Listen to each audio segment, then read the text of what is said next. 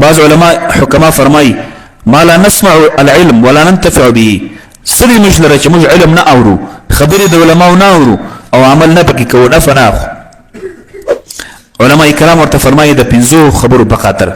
د پنځو وجوهاتو په خاطر موږ د علم نه اورو نه په دې علم باندې عمل کوو هغه کومه خبره ده اول دا ده چې قد انعم الله علیکم فلم تشکروه تاسو باندې الله انعام کوي خو تاسو شکر نه ادا کوئ ډېر انعامات دي د انسان د سر څخه تر شو پورې نعمتونه دي شپه ورځ په نعمتو کې ډوبي خو تاسو شکر نه ادا کوئ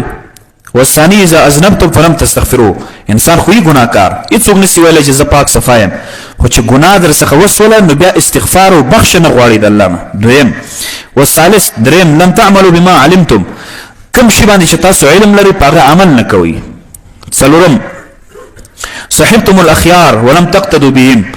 تاسو خو د نیکانو خلکو ملګرتیا کوئ د نیکانو خلکو سره خو ملاویږئ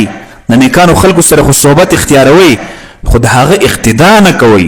دا خو نه معنی چې زه د نیک سړي سره کښېنستم ولاړېږم محبت ورسره لرم صحبت ورسره کوم ملاویږم بس زه ښه سړی یم نو چې د ښه سړي سره صحبت کوې د هغه اقتدا به هم کوې ته ښه سړي ته به ګورې چې د هغه څنګه انداز یې ته به د هغه انداز خپل ځان خپله او بل خبر دا ده چې تاسو دفنتم الاموات فلم تعتبروا بهم